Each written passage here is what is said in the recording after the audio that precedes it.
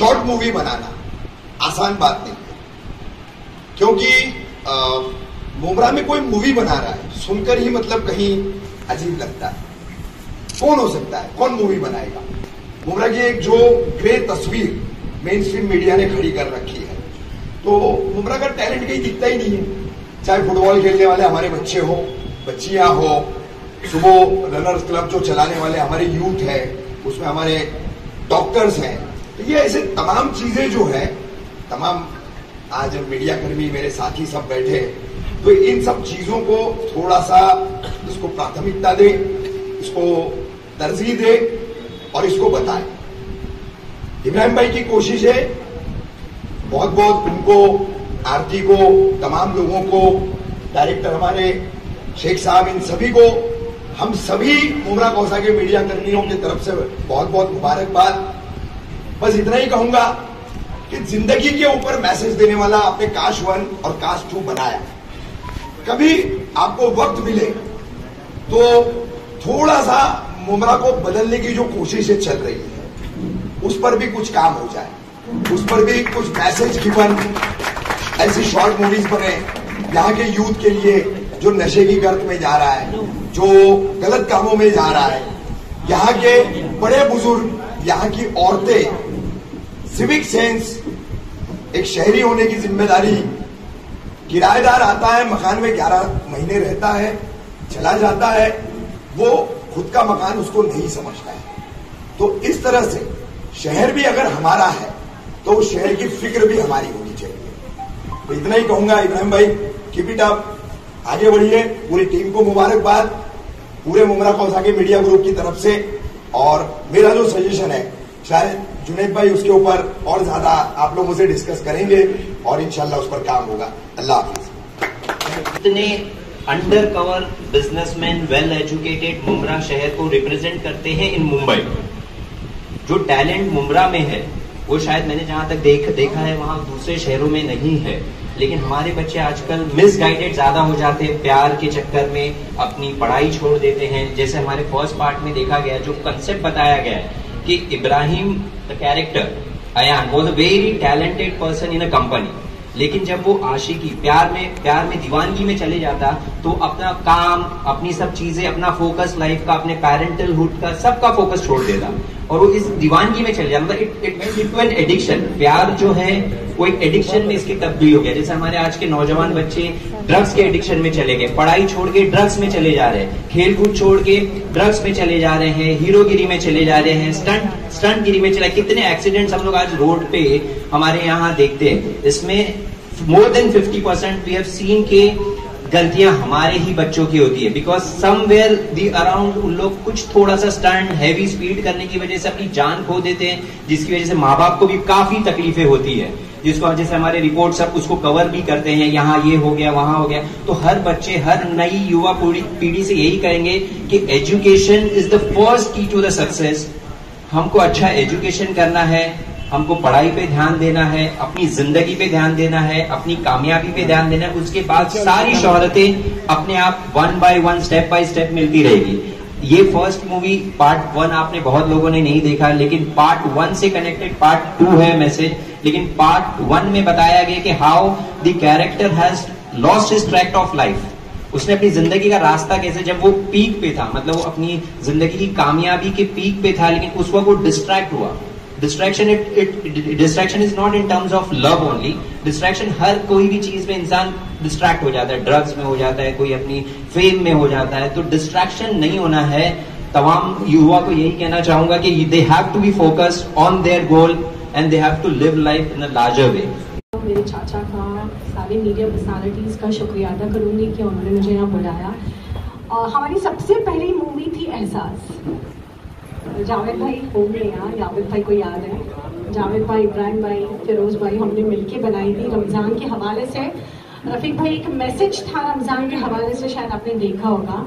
लेकिन वो मूवी बनाते वक्त मुझे मुमरा शहर से अच्छे खासे पढ़े लिखे लोगों ने काफ़ी डिमोटिवेट करने की कोशिश की, काफ़ी तंज किया कि भाई अभी आप सोशल वर्क करते करते कब से आप प्रोड्यूसर बन गई, कब से आपको ये मूवी बनाने का नया शौक चढ़ा। लोग मुझे भी बोलते ट्रैफिक हवलदार क्यों बन गए।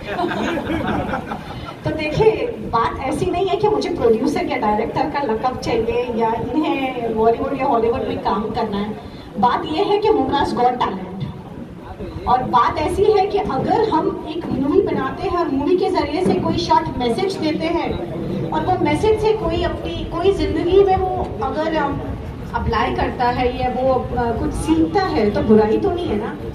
हर इंसान कुछ ना कुछ अपनी जिंदगी में सीखता है, कुछ ना कुछ देखकर हम कुछ ना कुछ चीज़ अपने अंदर अडॉप्ट करते ही करते हैं।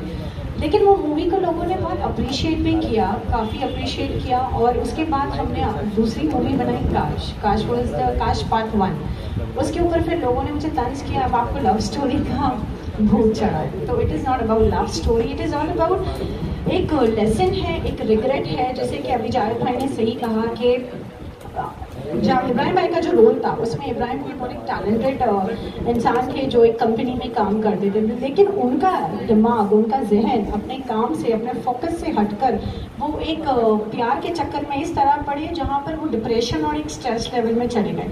देखिए ये एक कॉमन सी बात है, आज की तारीख में ऐसा होता है कि बच्चे बच्चियाँ कहीं ना कहीं अगर अफेयर में पड़ जाते हैं तो कहीं ना कहीं डिप्रेशन मोड आ ही जाता है। अगर ब्रेकअप होता है तो वो बहुत दिल पे ले लेते हैं, फिर वो उनका ध्यान उनके काम से, उनके फोकस से, उनके लाइफ के मोटिव, उनके आगे जो एम्बिशन से, वो सारी चीज़ों से हट जाते हैं।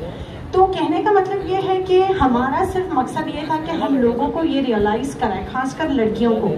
आरती ने उस वक्त एक जो रोल किया था, Aarti was an affair in love with Ibrahim, but उसके बाद ये हुआ when she got involve in another relationship, तो उस रिलेशनशिप में हाँ, it was a lesson for not only for Aarti, for all of us, because history repeat हुई आरती के साथ। पहली चीज़, इसने इब्राहिम भाई को धोखा दिया, इब्राहिम जिससे इसने शादी की वहाँ पर इसने उसे धोखा खाया। आरती क्या देख के अट्रैक्ट हुई? बंदे का जाजी लुक, उसकी डैशिंग पर्सनालिटी, उसको सिंपल साधारण काम करने वाला मेहनती इब्राहिम नहीं अच्छा लगा, उसकी चाह और उसका रास्ता कहीं और डाइवर्ट हो गया।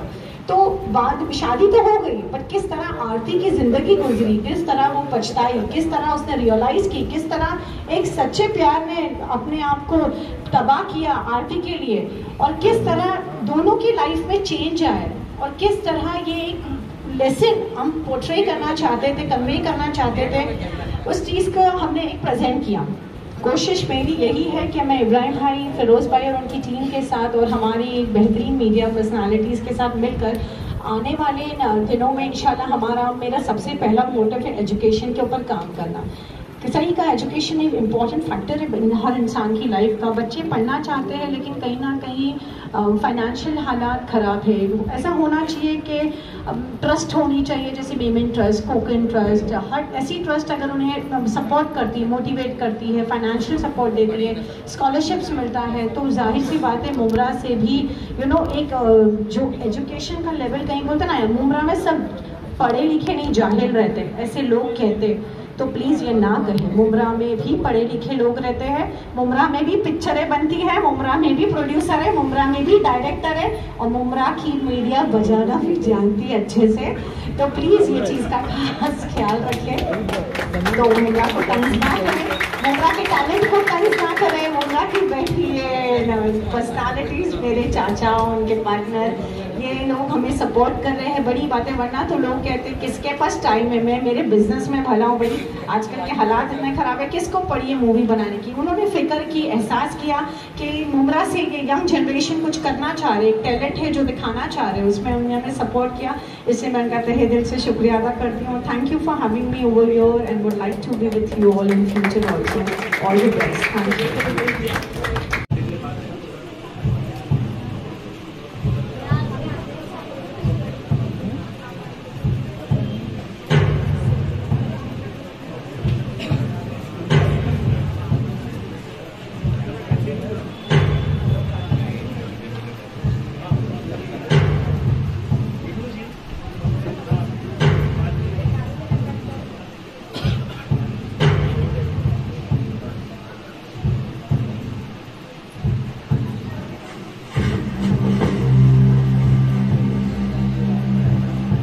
जब इंसान का आखिरी वक्त आता है तो उसकी पूरी जिंदगी उसकी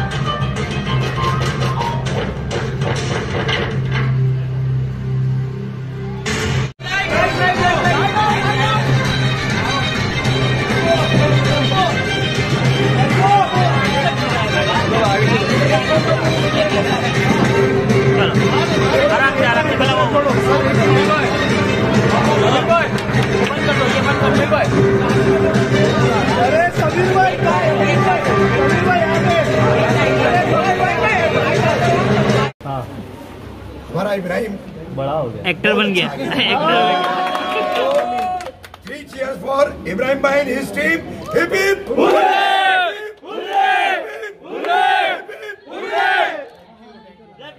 लेकिन इन्होंने भी बहुत अच्छा काम किया पूरे पिक्चर को, पूरी टीम एग्जैक्टली। मैं मतलब एक स्पेसिफिक सिर्फ जुनैद को छोड़ के, क्योंकि झूठ बोला, छोटा